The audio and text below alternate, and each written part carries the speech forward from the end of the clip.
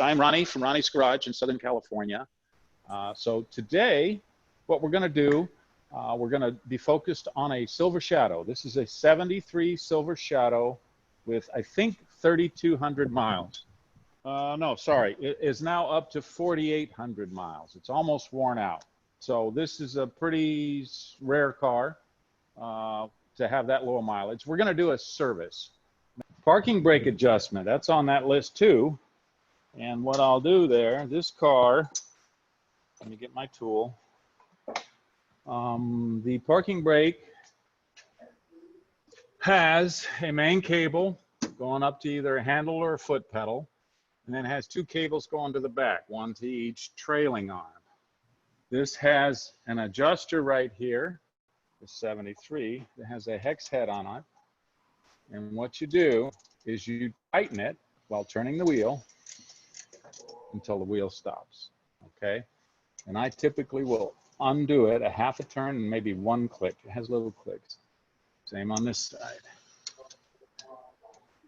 Now, one thing that happens a lot is you'll see people will do the calipers and they'll forget to adjust this. So there'll be no parking brake. So I'm tightening it as I turn the wheel. There it goes. I'll get a good snug on it. And then one half and a click. There are some spots that need to be lubricated. Let me find my Tri-Flow. I like Tri-Flow because I'm an old bicyclist. I like this stuff. It's an old chain lube. Likes to stick to things. You're supposed to lubricate the parking brake linkages. So I just go to the pivots. What I've seen over the years, and I guess they did this at the factory for a reason, but people will just dab grease on the outside. And that serves two purposes. One, it'll cover the outside and prevent water from getting in there, I guess. Two, it shows that the guy addressed it. But to me, a good lubricant needs to get inside where there's pins in here that have to be free. When they get seized up, then they don't work anymore. So I usually just do a little, it doesn't take a lot. All the pivot points on these things, I like to just, this stuff is so cool because it'll soak in, and it's not like WD-40 where it's just a real lightweight stuff. We'll even do that. This is the spring release. Let me get in here.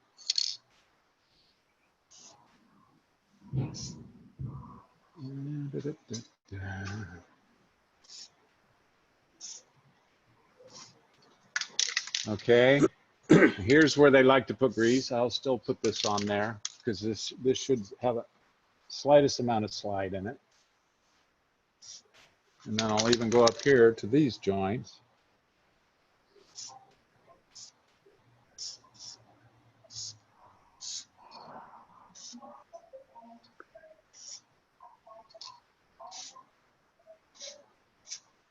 And then you're also supposed to lubricate the gear shift actuator linkage. So this right here is an electric motor, and that is connected to your gear shift, which is a really beautiful, delicate piece of machinery, whatever you want to call it. So as you move that gear shift on your steering column, it just tells this thing to move the transmission, the manual linkage, to whatever position you desire. So I just put a little bit of it on that. Okay, you're supposed to do the throttle linkage. This one's right there. Going here and oh, that's straight through the body. This is a right-hand drive. Your rat trap's on this side. Okay, so let me go get a grease gun and we'll grease the grease fittings. What we have on the front on the steering linkages are these flat style fittings, and they require a different kind of adapter. As you can see, this one has a little slide on. It should slide on. Let me get on there.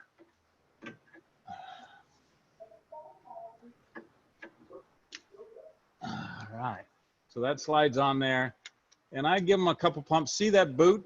If you saw it move, that's enough. You don't have to squish it out all over the place. And let me wipe that off. I always wipe these off. I can't see very well. There we go. There's one there. There are 6 on the front of this.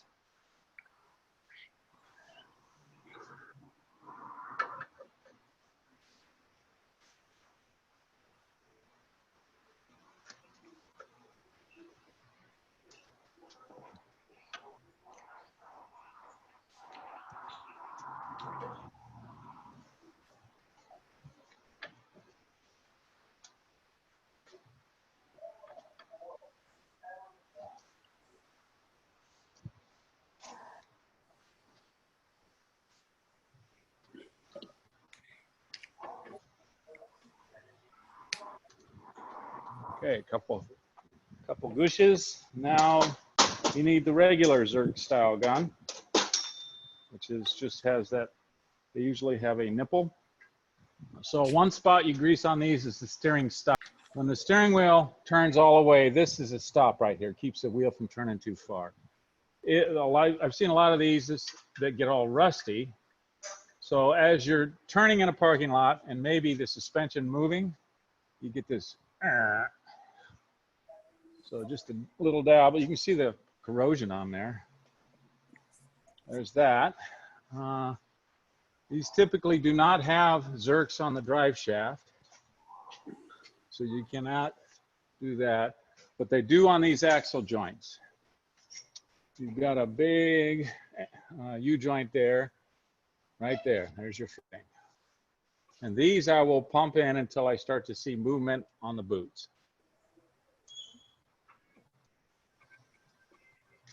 Hear that? See it? Grease starts to come out a little bit.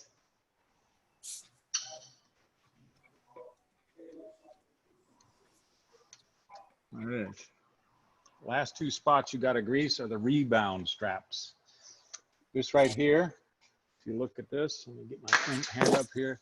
This right here is a strap that is rubber lined, and that stops the trailing arm from coming down too far.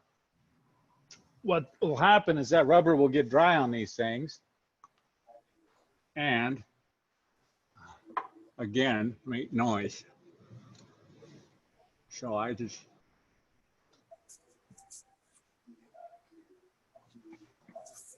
squish it on there and spread it out. One on each side.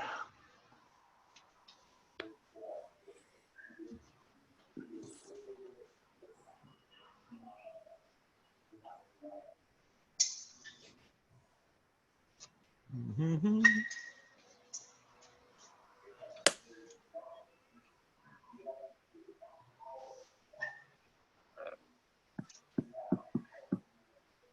Okay.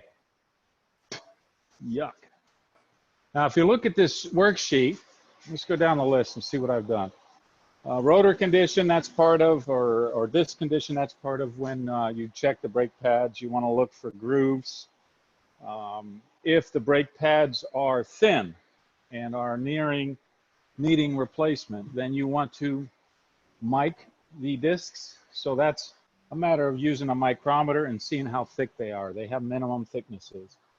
I don't typically, unless it's a super obviously safety issue, recommend that people replace the discs until it's time to do the pads also.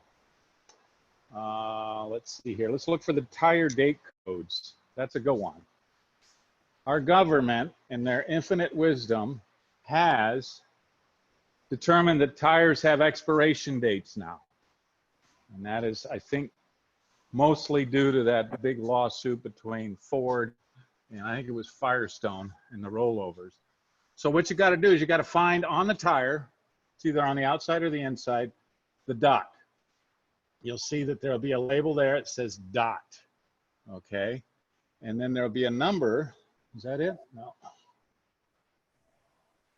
I can't. No, there's another one. Where is it?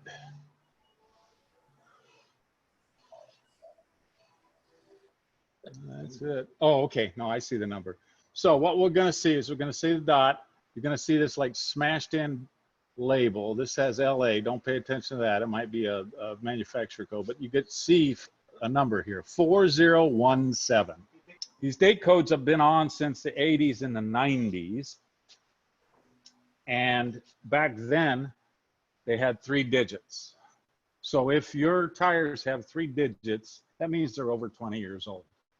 Get them off your car and put new tires on. Do not pass go, okay? And I always get that argument. Well, they're not cracked and the tread looks great. That's not what fails on them. What fails is the bonding between the belts. And I don't know, I'm sure everyone that has driven the highway has at one time or another hit a retread off of a big truck or seen them on the road. That's what happens to your tires. They come apart. The glue lets go. So this one was a 4 digits. That means it's less than 20 years old, or it's right at 20. The 40, the first two numbers are the week of the year. So the 40th week of there's 52 weeks in the year. The last two digits are the year. So these tires were put on in 17. They're not bad, okay? I worked on another car that they were all from 2010. So I recommended tires on it. Remember that the tires, a lot of people think tires are an annoyance, that you have to replace them, but that's all that is between you and the road. Very important part of the car, in my opinion. I don't like to save a few $100s and risk everybody's life on the road. It's not just me, not just the people in my car, it's other people around you. So change the spare as well, or? That's a good idea. Most people don't want to spend the extra $300-400 for an extra tire, but the spare is, if you ever need it, it's important that it's not only has air, but it's not going to come apart on you too. So we got the date codes, tire pressures. I checked those. I'm not going to do everything on this right now because we're going to run out of time. This typically takes me about 3 hours to do this service. Tire pressures on the Shadow, I normally run 34 rear, 32 front.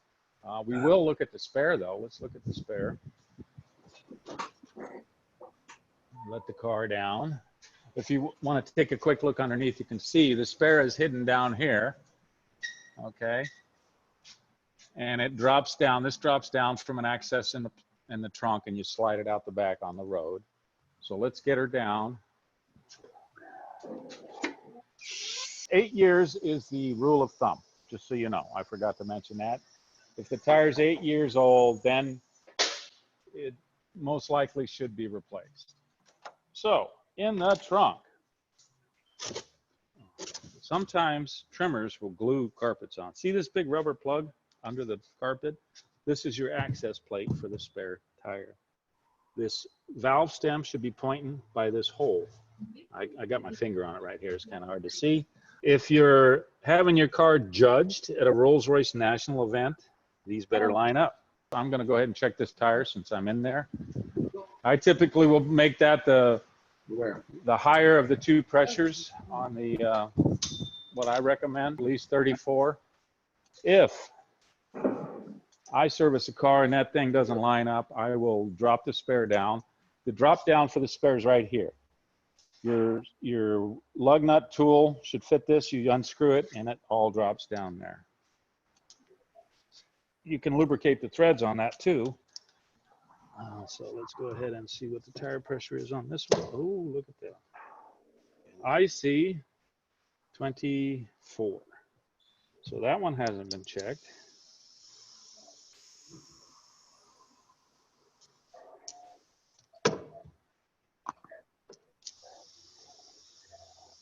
And should all the new tires be radials? Yeah.